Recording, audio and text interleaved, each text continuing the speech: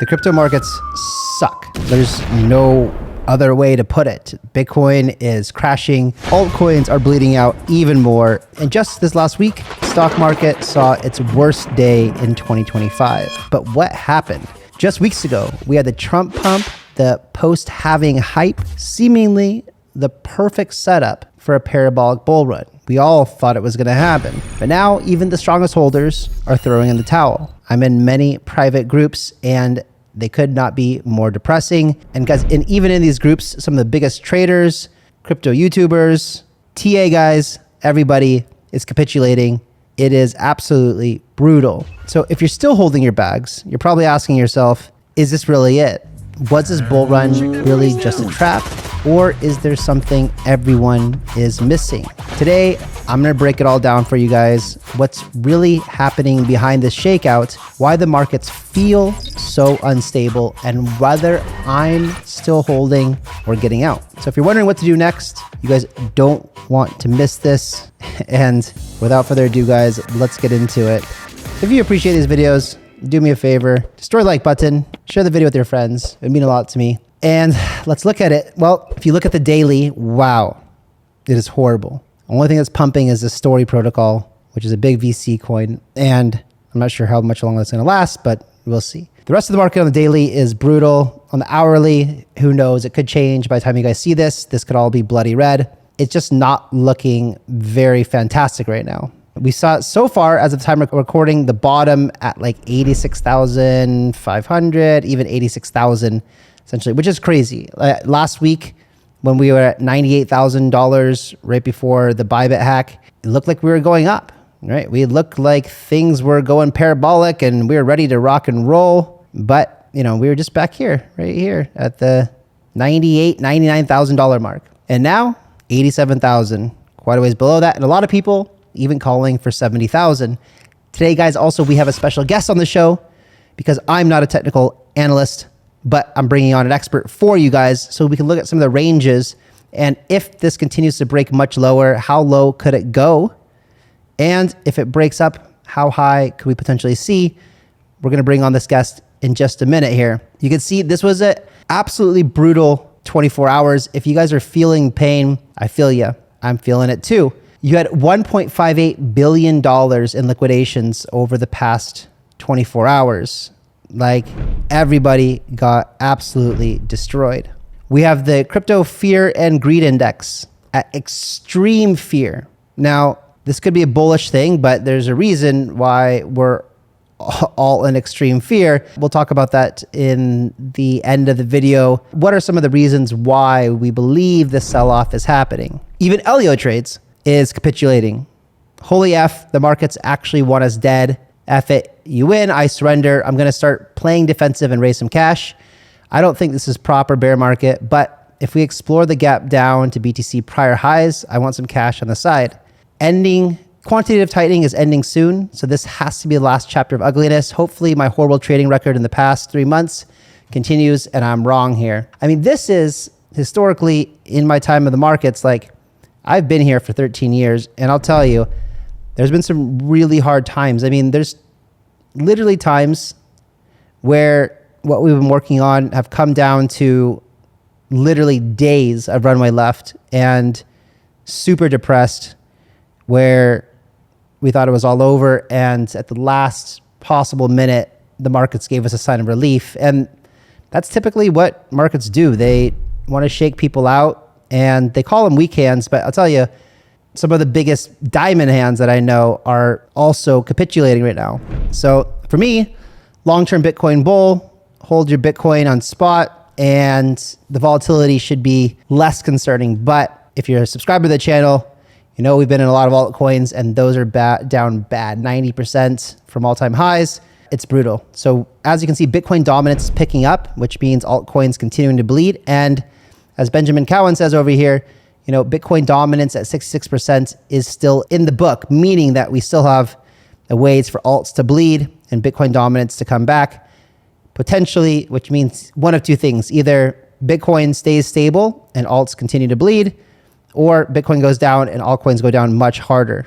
Either way, it's not a good look. Now, this is something that I almost didn't even want to show you guys because it is not a good thing to look at. I mean, we've had outflows, continuous net outflows almost every single day on the Bitcoin ETFs, and a massive day of $539 million outflow yesterday. Today, I'm not sure. We have, as of time of recording, the US markets are open, and we're seeing still a bit of sell-off, no relief and a bounce back yet, which is really what I was hoping for. I was hoping that US ETFs would see this dip and buy it. Doesn't seem like it's happening yet. You can see here, it's not like such massive outflows, but it is pretty significant. So you've got 800, 900, 1 billion, 1.1 billion. Then so you're talking about almost $1.5 billion of outflows since in the past 2 weeks. So it's not nice to look at. On ETH, much more quiet, but still, for the size of things happening on ETH, and seeing actually BlackRock's ETH have negative outflows as well is not a good sign. Not as dramatic as the Bitcoin ETF flows, but still not what we want to see here. Now, if you've been watching the channel for a long time, you know that we've talked about this Japanese yen carry trade. So a lot of hedge funds and traders are in the BlackRock and other Bitcoin ETFs. And so what they did, what the Japanese yen carry trade was essentially was Japan allowed people to borrow money for a very long time. Now, like decades or something like that, at 0% interest, which is absolutely nuts. So a lot of speculators took that money, borrowed it, and they put it in typically what was considered risk-free assets of US Treasury bonds, short term, and earning like 5% interest. They can borrow billions of dollars and put it in treasuries and earn, 5% on that. But what happened was when the Bitcoin spot ETFs was announced and started trading, a lot of hedge funds went long on the ETF news, and they sold their treasuries to buy the Bitcoin ETF. And now that long-term yields are changing, they're selling they're in profit on the Bitcoin ETFs, and they're putting them back into treasuries because that's a more it's a more risk-free type of reward, and the upside in their mind isn't worth the risk of potential downside of seeing those sweet profits. So Arthur Hayes thinks that maybe we go back to 70,000, which would be prior cycle highs. And essentially, that's what you would need to kind of reset. So now I want to bring in Dylan from 𝗙𝗬𝗟𝗟𝗢 to show you guys kind of what his take is on the market and kind of where we could go looking at some technical analysis. Dylan, welcome to the show. It's great to have you here. I know I've been on your channel a few times, and really glad to have you here today because I usually don't really look at TA too much, but this is a day that seems exceptionally scary. I thought potentially when I was looking at the charts earlier that, it wicked down. And I think the first initial wick that I thought was just going to be was going to be kind of where it went back. And then I think it was November 2nd when it hit 89.1 or something like that. I thought, okay, well, that's reasonable. That's the range lows. And then it kind of started bouncing up from there. I felt some relief.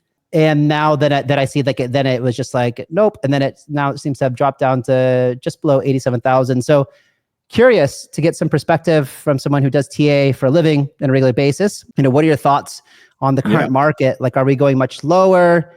Bitcoin, alts, is this going to be a V-shaped recovery? What do you think?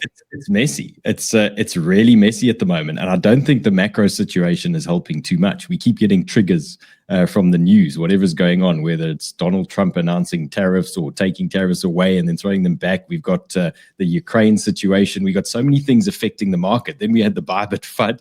That didn't help. Things were looking quite good on Friday. Then $1.5 billion hack. I mean, that's going to ruin anybody's weekend.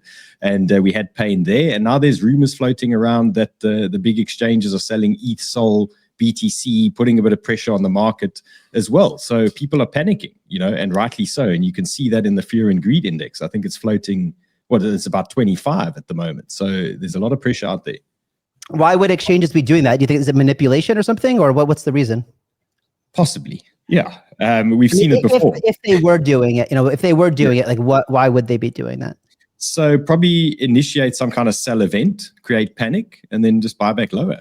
The best traders in the world, potentially. So yeah, I mean, we're seeing it on Sol. There's a lot of pressure on Sol at the moment. That might have something to do with maybe Bybit selling some Sol to buy more ETH and replenish stock. You know, there's a lot of arguments for what is going on there, but it's not helping the altcoin traders, especially the guys sitting long. Yeah, no, for sure. Myself, and I'm sure a lot of the people watching this this channel, my channel, and this show are feeling it. You know, we were.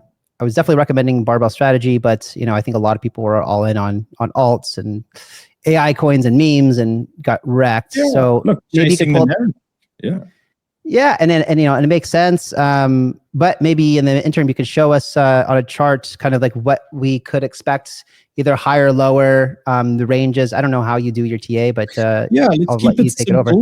Let's get out BTC here, and we're just going to look at the higher time frame, and then we'll dial in a little bit just to give you guys a bit of perspective. I want you to see, you know, where we are with BTC. I want you to see where we are with these altcoins potentially, and I'm sure there's a lot of questions around what to do next and what is happening. So, in terms of what I'm seeing on the chart, this is Bitcoin on the weekly. So, keeping it very simple, very basic here. There's a couple of things happening that we need to be aware of. Number one is, you know, it's disgusting. Yeah. But at the beginning of this conversation, you said you were looking at longs at 89, 90, and it made sense. That was your range low, and that is the range low that we have been watching for the past few months. I think that was from early November.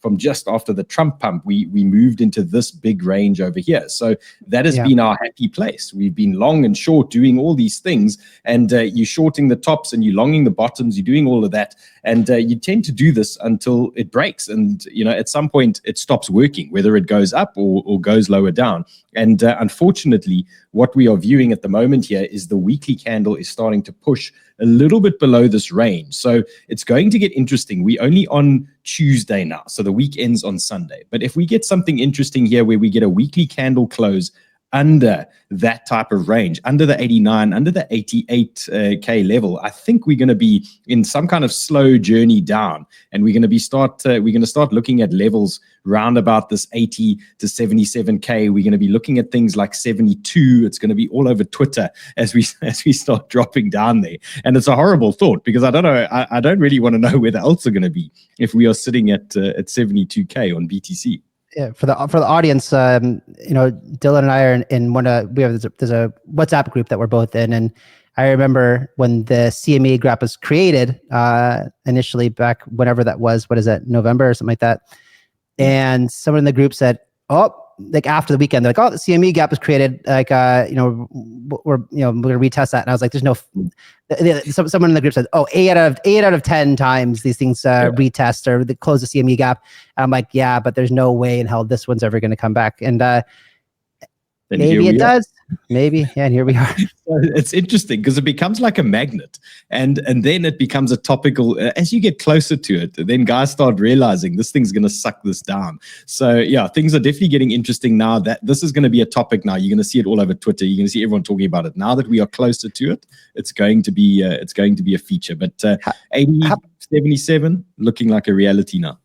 Okay, and 77. So if it breaks, so can you give us a little bit more short-term perspective, maybe on like a daily or something, just for like, I guess the question that I would ask then as a viewer, like, you know, we're still at 90, we're at 89 right now at the time of recording, you know, and I want to know if I'm going to be, you know, if I'm trading or looking to make a trade here or something like that, like, do I sell now and hope for 76? I guess, you know, obviously if people are playing with leverage, that's probably very, very dangerous right now.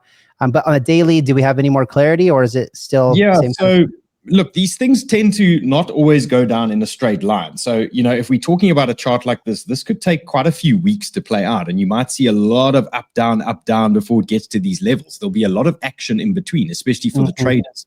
In terms of what we're seeing on the chart, you know, these are the levels we need to deal with. And, you know, technically, if it starts breaking down, then we start looking at levels lower down. And, you know, how somebody wants to trade that if they a spot investor and things like that. Well, these are the big buy zones. Now, it's difficult to go around and tell people to sell their Bitcoin and things like that. And I wouldn't really recommend it. If you've got a spot or a DCA investment strategy on BTC, it's more accumulation on good levels rather than trying to trade your way around this stuff. But yeah, if you want some degen levels, that's what we specialize in, and that is, that's what my show is all about.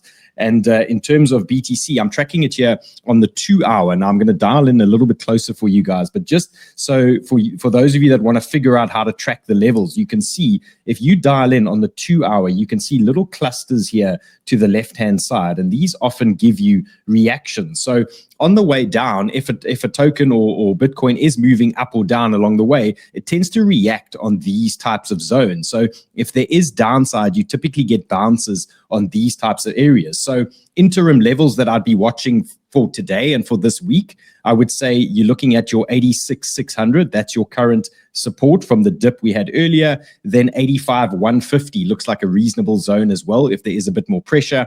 And then in terms of upside, if this Bitcoin, if the market starts pushing higher, I would exercise a little bit of caution around 91,000. That was a big range support for us, just like you were saying, our range low there, that was a massive level for us. So what tends to happen here is we often then push back into these zones, maybe just trickle in a little bit, and then we get another rejection. So in terms of becomes that becomes resistance at some point, potentially, right? Yeah. Okay. And how about I guess like on the bull side, from what you said before, and from what I'm gathering on the short-term macro timeline, there doesn't seem to be any major catalyst that gives us any reason to be super bullish this week. But let's just say that this was a market manipulation from the exchanges, whatever, in order to liquidate a bunch of people. Bybit wants to earn their money, but whatever it is.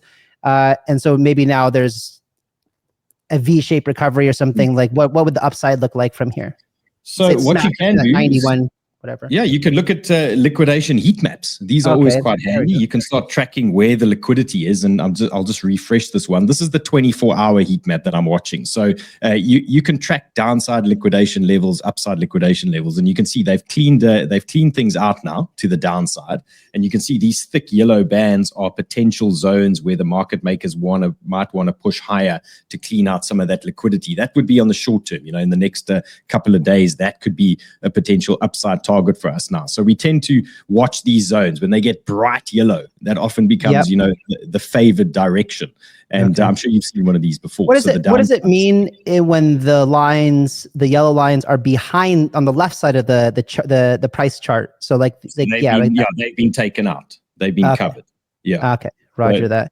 The big one you want to watch is upside there. You can see that juicy band there. That's looking really fun. But right now it's looking miles away. It's quite a big pump from here. But once the market gets momentum, you'll see it's not pushing. Now, how about alts? So I've got a couple of things that help me with altcoin trading. And the first thing you want to watch is obviously this Bitcoin dominance. This tells us a picture. This tells us the story of, is Bitcoin getting favored or are the altcoins getting favored? So when we're getting a hiding on the altcoins, we dive into this dominance chart because we start looking for areas where we can get a rejection. Now, a rejection on the dominance chart means we want this to come down. And when we see red, that is actually good for altcoins. So every time you see red on the dominance chart, that means the altcoins are actually going up or responding better than Bitcoin. So right now we are at a rejection zone. So we saw today, after that big Bitcoin sell-off, we had a big pump in dominance and we had the altcoins starting to dip into big levels. Now the altcoins have had enough, and it might be on a short-term basis now for the next few days, but you can see they're rejecting dominance now at resistance. And this red candle is actually telling us these alts might want to bounce a little bit off their current support levels. So that can take us to this total 3 chart, which I'm sure you've covered on the show a couple of times, but this is the crypto market, X, Bitcoin, and ETH. So this tells you the whole story of altcoins out there, and you can see this thing's completely fallen over. This is the daily chart that we're looking at here, and we've actually fallen into a support band. So there might be a short-term bounce this week on some of these altcoins. That is kind of what I'm planning around at the moment, but we're not getting too euphoric. I would say if there is a bounce, it's not going to be very high. We're just looking for a couple of percent here on the altcoin market, and then we most likely get a little bit more downside after that. So potential relief today. I hope so. We're tired of getting flushed out here. We are tired, exhausted. All right, Dylan, thanks so much for coming on, guys. Make sure that you go check out Dylan's channel and his X account. We'll have the links in the description below. Anything else that you want to let the guys know? Yeah, I've got an accelerator program. So if you like what you see here, if you like this type of TA and you want to understand a bit more, like how do I know where things are reacting? How did I know, things were going to bounce in certain areas? You can do my accelerator course. And here it is. You're going to learn how to trade and do TA the way I do it in less than 10 days. You can have a full-on understanding as to how things work. So that link should be in your show description there as well. And sign up to the course and come and find out a little bit more. I'll definitely put it in the description as well. So the next one starts in 6 days? 6 days is my masterclass. So you can sign up now. You can start the videos, you can start the courses, and then you're going to see me live on a workshop with you guys in 6 days' time. And then there's another one 6 days after that. We're going to cover stuff like advanced leverage trading, and we're going to dial into a couple of things that you've seen me do in the course. So we're just going to expand on that for you guys. Okay. Sick. Thanks, Dylan. Appreciate it. Thank you. Good luck. All right. See you later. Thanks, Dylan. Now, what happens a lot in this market, because it's still small compared to the stock market, is massive manipulation. And we know that Citadel is a massive manipulator. Citadel, if you guys aren't familiar, is the company that was behind, was market making and trading everything for Robinhood. And Citadel's LPs and investors and all this stuff were shorting GameStop when the GME and Bitcoin and Wall Street Bets thing happened. And Citadel was the one who told Robinhood to essentially turn off the buy button. And that's what ended that massive epic short squeeze, which would have cost Citadel and their partners billions and billions and billions of dollars and bankrupt a lot of hedge funds. So not a good player. And this post, I would have written it off as it seemed to be speculation. It was posted in Bloomberg Terminal, and this was posted by Jeff over here at Bitwise, which is one of the ETF issuers, saying, Justin, $65 billion Citadel Securities is looking to become a liquidity provider for Bitcoin and crypto, betting on President Trump's embrace of the industry. And so if you go through here, this is apparently someone leaking this information to Bloomberg, saying that Citadel wants to get in and they want to become a market maker for Coinbase, Binance, Crypto.com, etc. And saying that once it's approved to start being a market maker, it's going to set up offshore funds, offshore entities and market make these markets, which talk about massive manipulation and bad players coming in the market. This is one of them. Now, we don't know if this is absolutely true or not, but why wouldn't it be? Because they can manipulate a market. If they manipulated GME, then they can certainly manipulate the crypto markets, as they've got billions and billions and billions of dollars to throw at the market and long and short and squeeze everyone out and make tons of money, right? Doing the counter trade. So when everyone's long, they slam down the markets and they open a short, slam the markets, make a bunch of money on that, and vice versa. So really bad players. Now, why I say this is markets like to be manipulated is there could be some grander conspiracy going on right now to give participants better entry prices. Right? That's a possibility, because this is just right now a rumor from an insider talking about it. And then this thing pops up, which it doesn't tell us much, right? This could have been made on a Word document. But what they're highlighting here is this Ethereum directional short of $3.1 billion, saying that they're shorting Ethereum. But I don't know. There's no source to this. Right. And so, yeah, like this thing says, I made it up. Source. Yeah, exactly. Right. And so I don't know. So is it massive market manipulation? I just don't know. I mean, of course, I wish I bought something that trades at 100 times the price it traded at a few years ago. Right. We all have FOMO. It's just universal. It's part of human psychology. Like, there's always, what do we miss out on? Right. And then number two is, what I don't care for about crypto is, what problem does it solve for our economy? Do you think eventually then, because you've said that a lot, that what problem does it solve? What problems does it solve? So as you can see, he's not a big believer in crypto, but one doesn't have to be to market make and manipulate markets. They see an opportunity. They see it's got to have liquidity. They're going to take advantage of it. And so who knows if that's true or not. But we do know that on Friday, the Dow Jones dropped 700 points for worst day of 2025 so far on new fears about economic growth. So if we look back over here at Banter Bubbles, it's nice to see, at least on the hourly, we've got some green. Hopefully it's still green by the time you guys watch this. But if we look at stocks, Stocks today, looking pretty red. Earlier when I opened this, when it started trading, they were looking pretty green.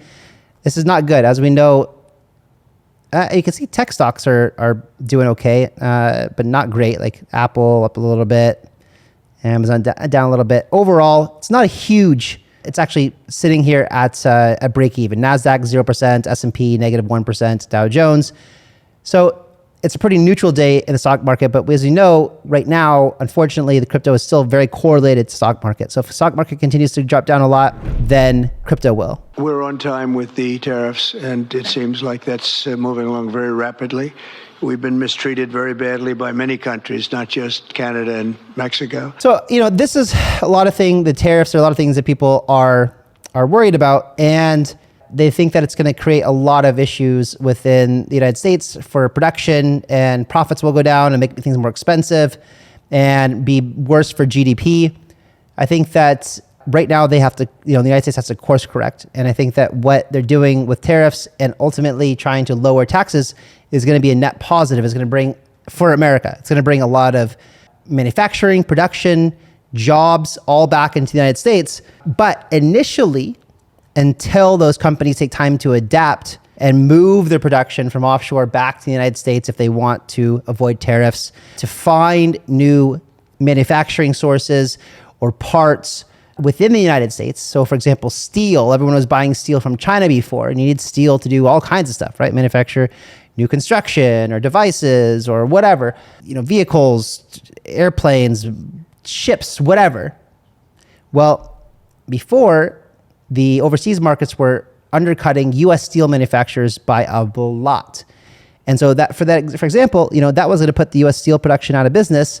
And the United States wasn't charging any money to bring in these foreign products. So that's all of us that's the whole United States sending money overseas to these overseas manufacturers, which doesn't keep the money within the United States, which doesn't help grow the economy, in my opinion. So short term, it's concerning. You have the inflation rate isn't under control, tariffs being implemented, and a lot of big changes coming in. Remember, markets hate uncertainty, and that's what we're seeing right now is a bunch of uncertainty.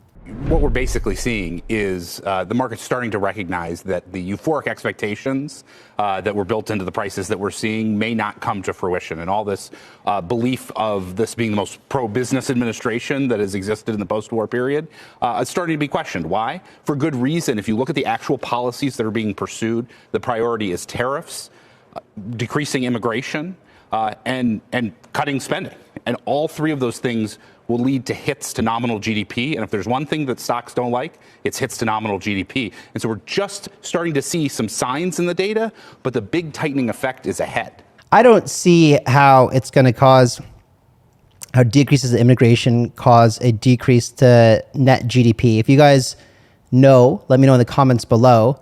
I don't necessarily agree with all these points, but nonetheless, this is what they're saying. And just a couple of words from the wise here. Miles over here says, the reason this off has been so brutal is because people have lost belief. It's hope that drives markets. Once you lose hope, there's no floor. That's why many alts are literally down 90% from highs. There aren't real bidders for most of these coins, just speculators. And then it's interesting that he posted this. I was looking at the same thing, and I was wondering, where do we think we are? And most people were looking at this side of the chart before. And when you look at it, this is the psychology of market cycles, right? And where it goes. And if you asked me a month or two ago, I would have said we're over here somewhere, right? This optimism. But, we had the major bear market, the bottom. Then we had this relief rally, essentially the Trump pump. And maybe now we're heading into this renewed cycle here where we just have some time of depression, essentially. And that's what everybody's feeling right now. So guys, as a community, let's get through this together. And, hopefully it doesn't last too long. We're going to keep you updated as time goes on and as we see what's happening. There are some catalysts, but the reason that I'm not extremely confident that we're going to bounce super hard anytime soon is because there's no real clear catalyst in the immediate near-term future. Now, as soon as we can identify some of those, that could change tomorrow, right? The White House could come out.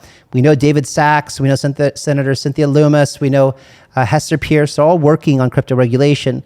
And so we just don't know. Also working on the sovereign wealth fund, and they could announce a big investment into Bitcoin. We don't know. We know that also Donald Jr., I think Donald, or Eric Trump, I think one of them is going to be at the ETH Denver conference talking about DeFi this week. Could be some catalysts in there. Who knows? And Suzu, they just had their exchange, this 0x fund go down. So they lost billions of dollars in their hedge fund, and then but anyway, smart guy when you listen to him.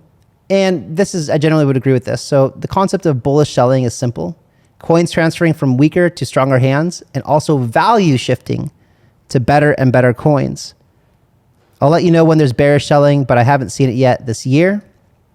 And Chris Perzinski over here says he's one of the partners of Placeholder, which is a very, very big VC. He says, in the middle of 2021, which was an amazing bull run, Bitcoin drew down 56%, ETH drew down 61%, Sol down 67%, and many others 70, 80+%. You can come up with all the reasons for why the cycle is different, but the mid bull reset we're going through isn't unprecedented. Those calling for full-blown bear are misguided. Wise words here, guys. We've been talking about this. We know that in every bull run, we've seen the chart a million times. There's multiple Bitcoin pullbacks between 20 to 40%. Right now, we're at a 20% pullback from Bitcoin all-time highs. We could see another 20% pullback from here even. It's really not what I want to be telling you guys, but it is the reality. I'm certainly in the same camp that I don't think that we're in a bear market. I do think, though, that we are in one of these corrections, and I honestly have no idea how long it's going to last. Raoul Pal, very, very, very, very wise guy from Real Vision, says, you guys all need to learn patience. This was 2017, very similar macro structure. There was 28% plus pullbacks in Bitcoin. Most lasted 2 to 3 months before a new high. Alt saw 65% plus corrections. All of it was noise. Go do something else more constructive than stare at a screen. And of course, MicroStrategy. I'd love to have Michael on the channel. By the way, guys, earlier tonight, I just filmed a really cool interview with Andre Cognier from Sonic. We're going to release that over the weekend. So look forward to that. It's a really good change of pace. Really, really cool guy. Very OG in the space. And we got to talk about some of his backgrounds and the stuff that they're working on over at Sonic itself, different blockchains. I really enjoyed it. So if you guys are excited for that, make sure you hit the like button so that I can bring on also more big guests on the channel. I'd like to start doing that. I'd like to have some more long form content with big guests on the channel. Of course, Peter Schiff coming in here and talking shit. That's what he does. But MicroStrategy, or Strategy as it's called now, has bought an additional 20,356,000 Bitcoin, now holding essentially 500,000 Bitcoin. Their average cost basis, 66,357 per Bitcoin. So, of course, Michael Saylor is still bullish. On the macro perspective, guys, there's all the reasons in the world to still be bullish, especially on Bitcoin, especially on quality alts. It's just a matter of time and patience.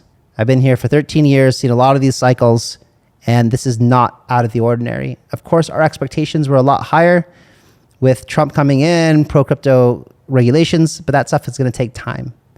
For now, we must remain patient, and you must have conviction if you're going to stay in the market. If you're depressed and sad, make sure that you're holding spot, the coins that you have high conviction, and take some time away from crypto. But watch this channel. All right, guys, I'll catch you in the next one.